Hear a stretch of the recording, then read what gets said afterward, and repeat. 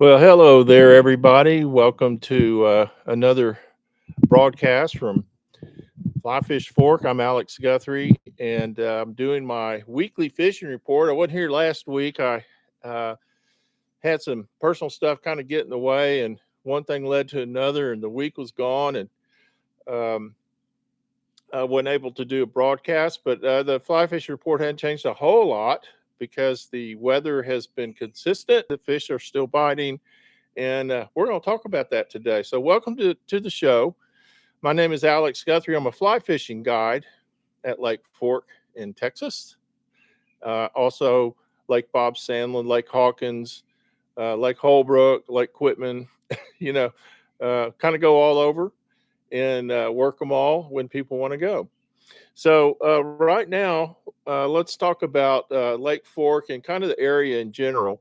We have had a really interesting and wonderful weather pattern. Here we are in the second week of June, and we are experiencing a lot of good fishing weather. And I'm sorry, I'm looking off, but I forgot to plug in my battery charger. Hang on. And some TV in Dallas for about 20 years or so. And so I'm used to kind of the pitfalls of live broadcasting, and it is always challenging. There always seems to be something that gets in the way. I'm sorry about that little delay there, but I had to get my battery charger plugged in, or my computer thing. So let's talk a little bit about how things are going at Lake Fork. Right now, the lake has been full. It's actually been over full for quite some time, several weeks. We've had a whole lot of rain. It's been fairly consistent. We've had a couple of maybe 7 to 10 day dry patches of no rain, but at the end of the day, it comes back. It gets enough that it brings the lake back up. The lake, and they've been kind of keeping it up even when they close the gates. The lake's still staying up several inches. And I think that's because we lose a little bit every day from just evaporation. And of course, when it gets hot and sunny, and you never know when that's going to start full time, then all of a sudden you're really looking to keep that lake full. So the lake's been full, so we've had a lot of vegetation starting to grow. We've got a lot of lily pads. We have a lot of duckweed. We have a lot of alligator grass, tons of alligator grass, all kinds of stuff growing around the edges. The hydrilla is trying to come up, but every time it starts to get up and get near the top of the water, the lake gets high and sometimes in a lot of places muddy, and that kind of stunts the ability of that stuff to grow. It needs some sunlight and it needs some consistent water depth. So we'll see how that works out for the year. So some years it actually will kill it where it just won't grow because it's the water's been up and cloudy for too long. Some years it doesn't matter. It fills in anyway. So we'll see how that goes. And there's a lot more vegetation in Lake Fork than I've seen in years right now. So we're feeling real good about it. Now we're on about I think our third year where the lake's been up to pretty close to normal uh, water levels. Doesn't mean it's been full, but it means we fluctuate about a couple to as many as 3 feet a year just from evaporation. And of course, when they're using it for water supply, this lake supplies Dallas and a lot of small towns around here. Of course, the people around the lake. So it can go down real quick if we have a long dry spell. So we'll see how that goes this year. We always expect to have, well, as we say in Texas, you're one rainstorm away from a 3 year drought. So you just never know. You just never know what's going to happen. I'm catching fish on this little. I'm going to have a video out. I've been working on editing some videos to show you guys some fishing videos where I'm catching fish with this. And this is a little it's not really a Dahlberg. It's more of a I don't know what you call it. It's sort of a Dahlberg pattern, but it's he swims under the water, and with in the way that I have him sort of tapered back here, when you strip this thing, it leaves a giant bubble. It looks like a submarine going under the water, and it goes down, it dives down in the water, and it leaves a bunch of bubbles. And this little tail right here, which is just deer hair, and this not deer hair, the zonker, um, it which is rabbit fur for those of you that don't tie flies, has great motion. So when you look at this thing from the fish's perspective, which would be like this, I'm not sure if they think that's a mouse or a frog or something in between. I'm not sure what they think it is, but they very aggressively or have been hitting this thing. So it's worked good around lily pads. It's worked good around the weed lines. As usual, my best hours to fish this time of year is later in the day. Now, that's in particular, of course, that's if we don't have clouds, which would be normal. We've had enough cloud cover that I'm still getting some action during the day. I may be working a little harder for it.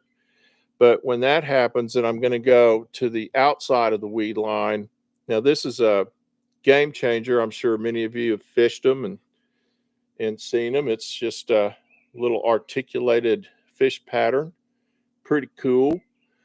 Catches a lot of fish. That pattern catches a lot of fish, not necessarily this color always, but he will catch fish. Um, but that game changer, that type of a pattern or like a hollow tie streamer or just any streamer, even a deceiver, that type of bait that simulates a bait fish. If you'll swim in front of that weed line, out away, a lot of the bigger fish are always want to be close to bigger structure or deeper water, even if it's a creek channel and you want to fish out where there's sort of a drop off. Maybe you hit the weed line, make a long cast, hit the weed line, and then pull it back towards you.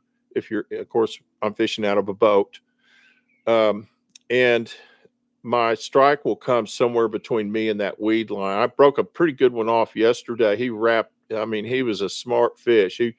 He hit it, I hooked him, and he went right down and wrapped a log. And I ended up having to break him off because there wasn't anything I could do. It was stuck in there. I couldn't do anything about him. So that's also on my video. I call that the educating fish. He educated me. Um, and so that type of bait, and then you can also use these. I love these hard body poppers. I tied this thing. I probably tied this thing 5, 6, maybe 10 years ago. I don't know, but this is a hard body popper. You can get these uh, blanks, so you can get the popper bodies and tie your own. They're very easy. You don't even have to paint them. They come white. They're easy to tie, and I just use Krylon paint to paint them. So it's easy to do if you want to try doing it yourself. You don't have to have a lot of fancy stuff. That type of a bait is also going to work for really this time of year, particularly later in the day when you're fishing those kind of evening fish.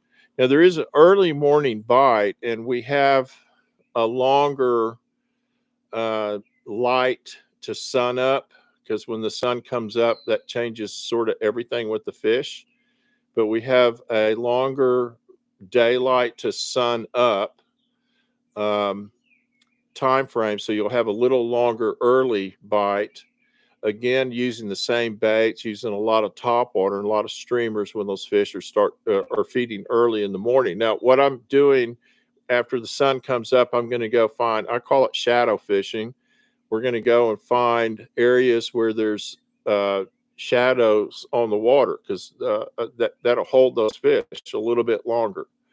And so that's a good thing to do. Then in the middle of the day, we might want to go back to those lily pads. And a lot of times, particularly when it's really hot, those the bass in particular will get up under those lily pads, and you may hear it raining above me. I'm outside on my deck, and I've got a metal roof, so it's been kind of rainy today.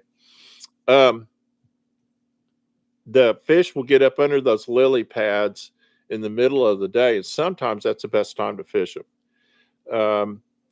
It is a really exciting thing when you throw like this guy right here. I tied specifically with lily pads in mind. He's got kind of a funky little hair sticking up, and he works fantastic on the pads. And if you get this weed guard just right, so the weed guard, the way I tie them right here, seems to work for me real well.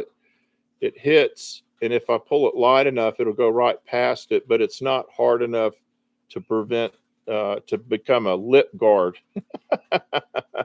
which um, can kind of turns into a lip guard, and that's when I pull out my scissors and I cut the damn thing off. So anyway, um, yes, fly fishing and holistic living. Love that sound. Yeah. Hey, how are you guys doing? I hope you guys are doing well. The best sound in the world for me is when that little fly, that little bug hits the top of the lily pad, and bass blast up through it. And what they do is when it's on top of that lily pad, a lot of times they're trying to just knock it off like they would a frog or a mouse or whatever is up on there. So they'll try and knock that thing off, and that's what gives it that great sound, that great action that you're looking for. Again, when I get this video out that I shot yesterday, I have a couple of them that came up through the pads and got it's a pretty good video. You'll like that. So that's what I would do during the day, and then I would take a smaller, like a little clouser type bait, a sinking bait that is maybe a fish imitation, and I'll throw it around the boat houses. You can get a lot of action. Now, there's a certain way to find those boat houses. There's certain boat houses that I'm going to fish.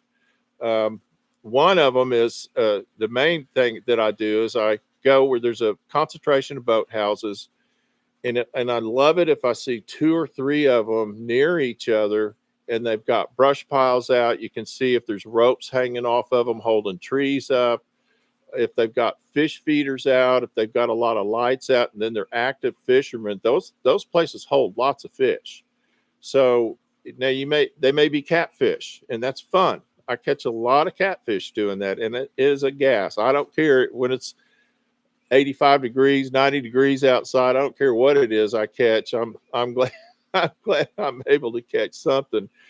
The other thing is the brim are on their beds right now, and I keep a brim rod rigged up and ready to go. I did it yesterday, just to catch a few brim. And now we've got some real big brim in Lake Fork.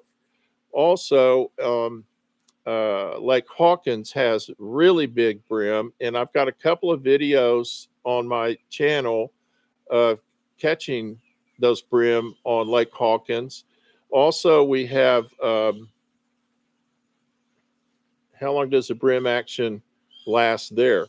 Our brim action will last from it'll start about now. It's actually been been bed fishing for brim for probably about 2 or 3 weeks already, and it'll go until it gets super hot, like the first part of August, maybe mid August, and then they get a little harder. They're going to get a little deeper. Right now, the crappie fishermen are complaining because they're fishing down on brush piles, and when they pull their crappie up, big bass are chasing their crappie up and stealing them off their jigs. So I've got to figure out how to get a fly down there and do the same thing. I feel like I'm missing an opportunity there.